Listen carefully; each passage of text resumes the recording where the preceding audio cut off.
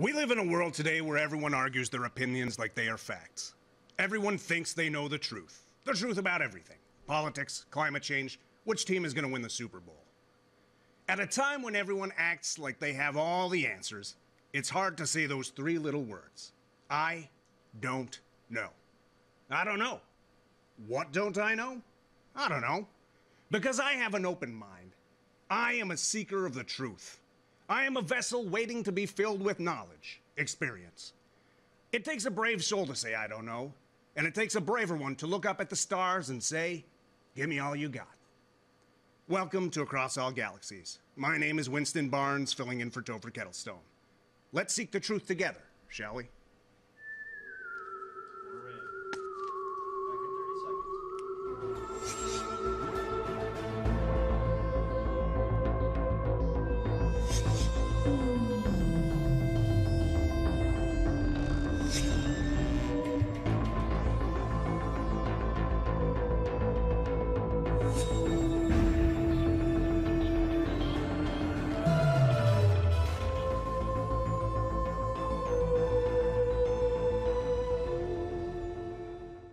All Galaxies. As we head towards the date of the messenger prophecy, we've been looking at some of the doozies throughout history. Those great predictions that came true, and the ones that flopped like a wet turd.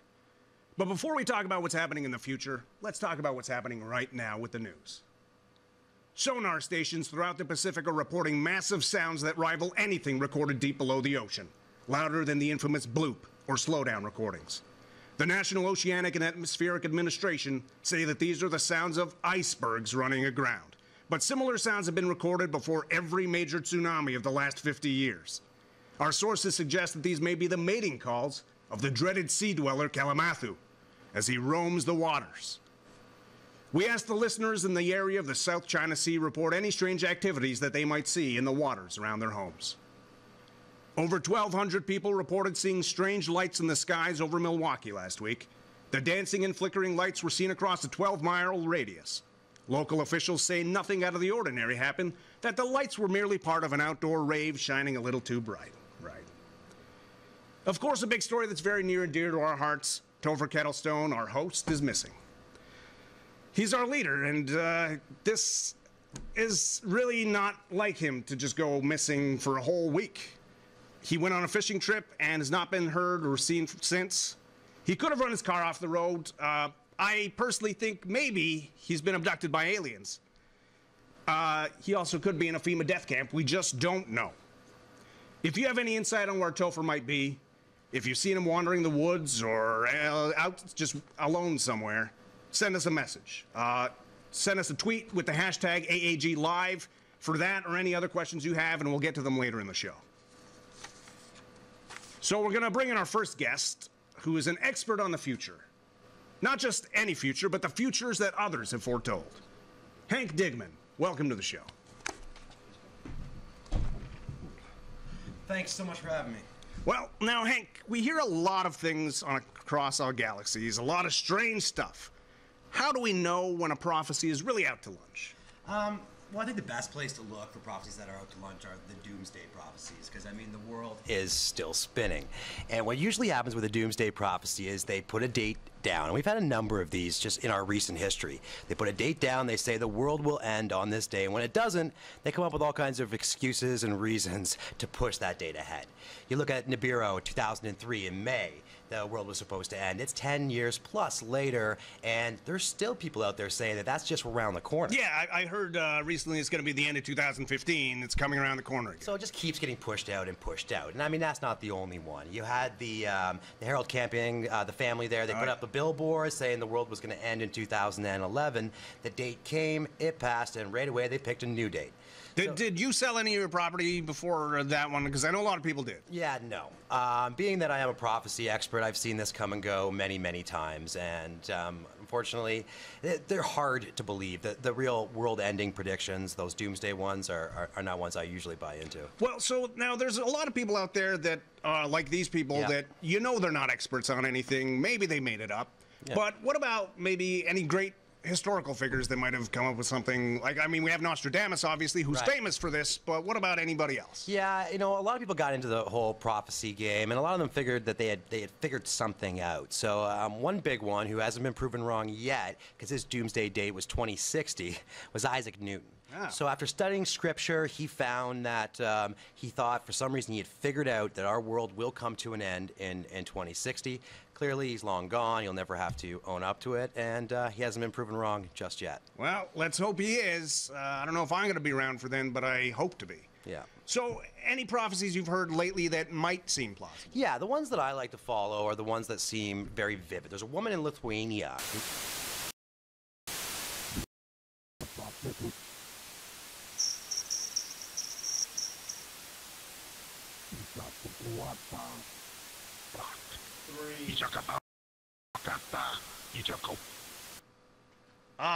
We don't know what happened.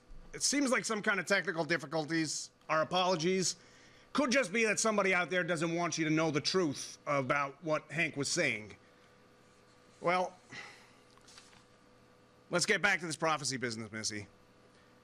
Missy is our producer and Topher Kettlestone's daughter. She's been working on the show for a long time, and since your father's not here, let's get you to fill us in a bit on what the messenger prophecy is all about. What exactly was it that your father saw and what he heard that made him believe that this prophecy is going to happen? Well, Winston, my father is known for taking solo fishing trips in the lake. He enjoys doing that on weekends in the summer. A few years ago, he was out on the lake and he had what he calls a profound experience. He talked about it the following day on the show live, and I actually have a transcript here of his experience in his own words. I remember that a bit, but absolutely clarify that for us, please. Yeah, okay, so I have it right here. This is from the mouth of my father, not my own. I suddenly found myself in a catatonic state. I saw a light. A warm feeling washed over me. It was clear to me then that they, whoever they were communicating with me in their own way. No words were spoken, telepathically or otherwise, but I felt sensations. I was filled with a warmth, no, a heat, a tingling sort of heat, like vapor rub in an unexpected place. Then it was gone, and I knew this was a message, and I am the one to communicate it. Well, we've got some of our own alien experts, the xenoethnographers, as we call them, Copax and Ozma, and they're out in the field right now looking for Topher. They're convinced that he's been abducted, and they're out searching. So, Ozma, can you hear me? Thanks, Winston. We've been scouring this area for traces of Topher. Nothing so far, but we'll keep on. He's not one to disappear, so we have to wonder about any of the aliens who might have snatched him up before he could fulfill the messenger prophecy. There are a multitude of extraterrestrial races wandering the spaceways, and dozens of them have visited our planet over the last several millennia. Some can pass among us unnoticed, like the Nordics, but there are dozens of varying species of gray aliens, all bioengineered to survive in different environments. Like bees with different tasks and intelligence levels. Longnecks, whistlers, stumpnose. There are, of course, the non-humanoids like the Falumps and the Deeries, and we've all heard tales of the shape-shifting lizard creatures that have invaded our highest levels of government and society, the Arcturians. We really don't want Arcturians getting their hands on Topher. And if they do have them, well, I don't know how we'd get him back. Thank you, Ozma and Copax. Keep on looking. He's got to be out there somewhere. For those of you who've listened to Topher's the show for the last 20 years, you know everything there is about Topher. He's a rebel. He's a rabble-rouser. He's a truth seeker. When he founded the show, it changed many lives, including my own. Topher has had many encounters with alien life. And he's put out a few books on the subject, but his latest one is a little different from the rest. Let's have a look. There are abductions, and then there are sexy abductions.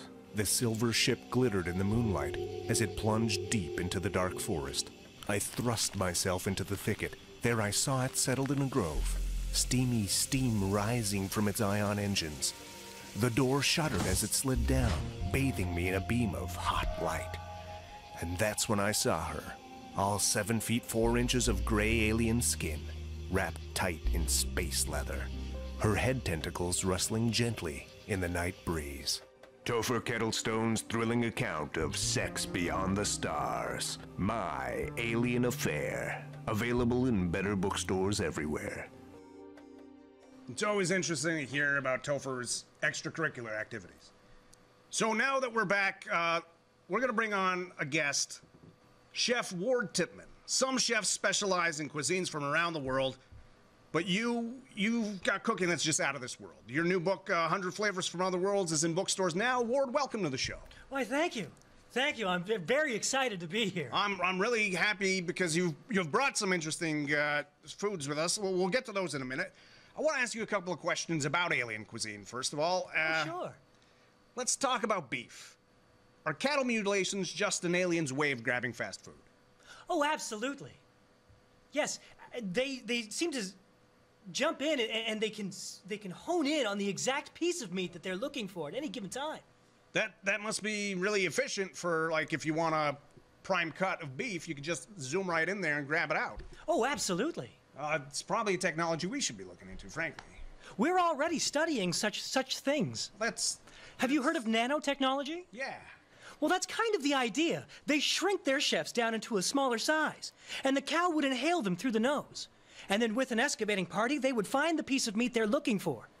They would carve around it, and then hold on and wait for re-enlargement. That seems like a pretty good way of getting it out instead of the whole messy clubbing them on the head and cutting them in pieces. So. Oh, absolutely. More humane. Yeah. Let's look at some of this food that you brought here with you. What is this exactly? Well, these are alien delicacies. You would definitely want to serve something like these if you ever had alien presents come over for a night of television.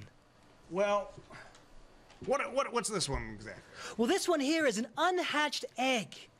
Now, not just any egg. This is one of the last surviving ostrich eggs. What happens is we boil it for 3 days, and then we deep fry it in batter. Go ahead. Just pull some off? Absolutely. Now you can feel the flavors sitting on your tongue. It's got a very celery-like texture, I'd say. Yes. Be careful though, the burn might hurt.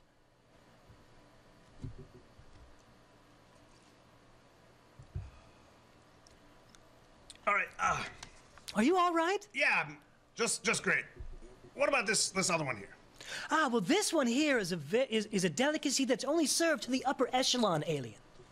You see, if you ever had royals come over for dinner, this particular one is snails that have been boiled alive and added in with their birth sacs on top, just for some color and flavor.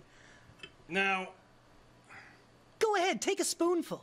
I can't help but dig in. It looks interesting. Oh, get it all in there.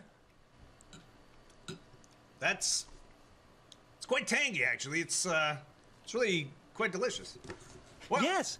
Thank you so much, Ward, for coming by. It's great to try these amazing dishes, and yeah, I'm hoping you leave that behind after the show so I can. Oh, absolutely. I made this one special for you. Thank you so much. Enjoy. Now we're gonna go from alien cuisine to a cuisine for your best friend. Not only is your dog man's best friend, it's also your first line of defense against paranormal threats in your home. A happy, well-loved dog can sense evil spirits and alert you to their presence before you're murdered horribly in your sleep. That's why you should feed your pet Buddy Chow, high in nutrients to keep your dog at its sharpest. Buddy Chow, it's the one poltergeists fear. Michuta kapa Kettlestone. Michoka kita kanomata kupata. Ichato kuata nitakaporak. Ichakatama kurapakata. Ichakapura. Ikapotoko takocinta. Erkupopo takondo. Dugotos idabakata tutucho. That is some really wild stuff. I don't know exactly what we just heard or saw there, Missy. Do you have any maybe some way that you could decode that audio using your Photoshop and Pro Tools. I don't know. There's got to be some way you could translate it. Well, Winston, I'm not quite sure how or why that happened, but I'm going to get right on that. We have a team. He seemed to say Kettlestone, so I'm wondering if it has something to do with your father. It doesn't seem like it's totally by accident. I'm not even sure how they managed to intercept, but we're going to get right on that with our crew in the back, and hopefully we can give you an update on that later. All right. Thanks, Missy. For our next interview, we're going to focus a little more on xenopolitics, the do's and don'ts of dealing with your first encounter with an alien species. Some call our next guest the Perez Hilton of the extraterrestrial scene. He's the gossip columnist to the stars, but the actual stars. I'd like to welcome Fillmore Wiggins. Oh, thank you for having me. It's great to have you here, Fillmore. Thank you. Now, you've talked to hundreds of people who have had encounters with extraterrestrial life. That's right. What's the most common faux pas when dealing with a being from another world? Well, people tend to think, meeting a being from another world, they tend to go gaga over it and, scream and be very afraid. But the thing is, they'd appreciate it if you just kept your cool. Just treat them like anybody else, because really, they're not human, but they're, just like anybody else. They're really. just as afraid of us as we are them. Oh, yeah, sometimes. But some of them don't register fear. Some of them have, very different emotions you have to be sensitive to. So, brush up on a alien sensitivity course before you encounter any of them. Is that something that's common at local colleges these days? Well, at the college I went to, it is. But, not everybody had the same opportunities I've had, so...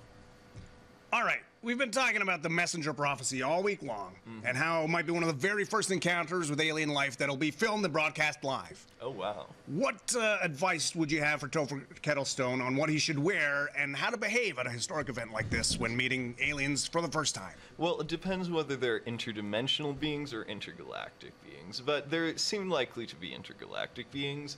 And the thing is, some of them don't necessarily, wear clothes like we do, so being nude would be best to take you from evening to morning to whatever. You could have lunch, have dinner, have a business meeting nude. So Emperor's new clothes is the way to go. Exactly. All right. What's the burning question out there that everyone you've spoken to wants to know about when dealing with aliens? What's the one thing they all want to know? Well, they all want to know, if they, generally know human customs. And the thing is, they're smarter than us. So, remember that when talking to them. Don't think you can fool them. They are crafty beings. All right. Thank you so much, Fillmore, for coming in and giving us a little bit of advice. Hopefully, Topher's back in time to heed that advice when he meets up for the messenger prophecy. Oh, thank you for having me. Now, we're gonna look at some of the tweets that you guys have sent in. Seems like it's burning up. We've got a bunch of questions. And Missy, let's take a look. Anybody that has questions for AAG Live, here you go. Well, Winston, it seems like the number one concern on AAG Live is the hijacking of our airwaves. Which I would like to say has never happened before on this show, and it must be of some technology that we are not aware of, because our crew is still working on it. We haven't quite figured out how that happened. Beyond that, though, we have a question about the Buddy Chow. One of our listeners wants to know where that is available and what the price is. It's available on our website. It's definitely, you can get it direct from us. It's $69.99 a bag. But if you can't get it from our website, there's certain specialty stores around most metropolitan areas. You just generally have to ask. It's a fairly specialist product. Not a lot of people think that they have poltergeist until it's too late, and their dog doesn't stop it in time because it wasn't well fed enough. Absolutely, Winston. All right. So we have another question, or I guess a comment here. What does NASA know about the 13,000-year-old Black Knight satellite in orbit around Earth? Nikola Tesla first found it in the 1800s. I would like to start by saying that we are not affiliated with NASA, and we are not explicitly allowed to speak on their behalf. But do you know anything about this, Winston? I've heard a lot about it over the years, and I'm not happy that NASA keeps shunning it and pretending that this isn't going on. Because clearly it's up there and it keeps moving. We can keep ignoring it, or we could send something. Instead of sending astronauts up to the space station all the time, we should be looking into this. It's right around us, and it's a shame that our governments are not doing anything about this. All right, well, let's look at one more tweet here. So we have another viewer who's a little bit concerned about Topher Kettlestone's book, Sexy Abductions. Are sexy abductions merely a way of exploiting aliens, or are there actual stories? Do you know of any actual abduction stories that are of a more romantic nature? I've read My Alien Affair. Look how worn this copy is. I've gone through it many times. Topher actually had this encounter. I believe him 100%. And the woman, a female alien that he met, was, from the sounds of it, could do things that no human woman could do. Tentacles in every single place imaginable. Just really a bowl of tentacles. And the feelings, sensations that would bring, whew. I think you should give My Alien Affair a chance. There's quite a world of erotic science fiction literature out there. This is science fact. The others are all lies. All right. Well, that's it for our tweet. Well, I think it's time to move on to our next guest. Yes, our next guest. Over the years on Across All Galaxies, we've heard from many a guest who has had horrific details to tell from experiencing an alien abduction. From spider fingers to spinal implants to unexplained pregnancies, the horrors just abound. But our next guest thinks that's a lot of hogwash and wants to be beamed up. Brenda Jones, hi. Hi, nice to be here. All right, you love the idea of aliens, so isn't that a pretty cavalier attitude to have, to want to be abducted? Oh, absolutely not. It goes back, say, 4 generations in my family. I mean, I would be the 3rd person in my family. If I got abducted, I would be the 3rd person in my family to get abducted. And I take it as an honor, as a member of the human race, to represent our race up in space kind, so to speak. So what other family members of yours were brought up? Well, most recently, my Uncle Clem, he was taken and abducted. He was returned, but he doesn't remember much of it. But his John Deere has never come back. We never found hide nor hair of that. And previously to that, my great-grandpappy, well, he was abducted and never came back, unfortunately. Does that concern you that he never came back? Do you think it was something untoward happened to him, or is it more that he just enjoyed himself and didn't want to come home? I think he just enjoyed himself, because if you hear the stories told by my grandmother and my mother, he was never quite right here down on Earth. He didn't quite fit in, and I think he would have fit in better up there, up in space, with more open spaces and perhaps a different lifestyle would have been better for him. So I'm just, yeah, I'm so excited about following in my family's footsteps. Well, of all the people on Earth who could be brought up and studied and communicated with, why do you think you should be chosen out of everyone there is? Well, I hope if that really was an alien that buzzed in on you there, I hope they're listening, because I am ready to go. I have my go bag in my car. At all times, I have at least 3 months of toiletries on me, so I would be fine with, you know, human toiletries. And I also have an email list set up so that if I do not check in every 48 hours, an email goes out to relevant people to let them know I am not coming back, because once I'm up there, I'm not coming back. I am staying with them for good. That sounds like you're really well prepared. All right, Brenda, thank you so much for coming by. It's great to have somebody that's looking at abduction with an enthusiastic spin. Absolutely. I think they've got a bad rap. All right. Thank you. Missy, now, she mentioned that alien again.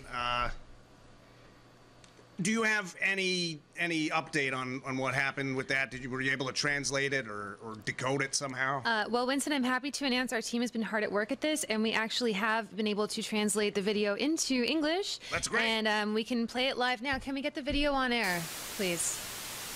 We have your Kettlestone. We scanned his mind and it revealed no useful knowledge, and many disgusting proclivities. He has insulted us by making advances on our female crew. He has been placed in confinement. So long as he behaves, he will be returned before the date when this so-called messenger prophecy will be fulfilled. Well, I guess that explains what happened to him. It's a little disconcerting that he's doing what he's doing up there, but at least he'll be back in time for the messenger prophecy. I know it's not easy to hear these kinds of things about your own father, but at least he's safe. Well, I'm happy we were able to translate that.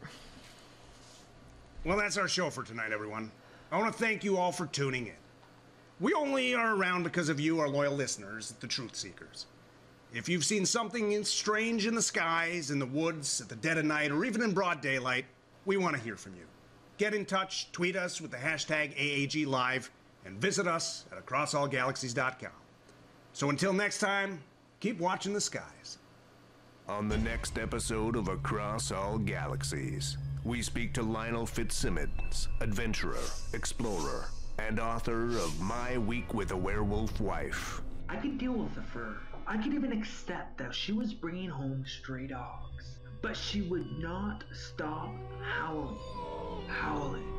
Howling. That's author Lionel Fitzsimmons, tomorrow night on Across All Galaxies.